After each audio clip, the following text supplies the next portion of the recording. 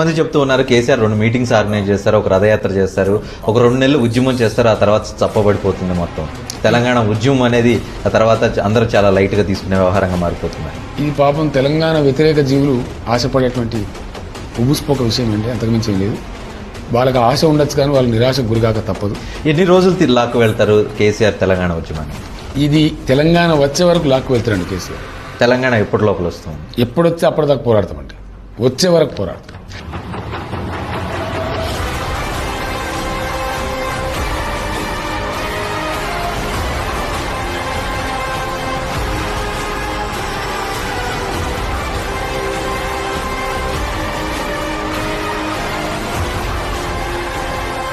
History was wrong.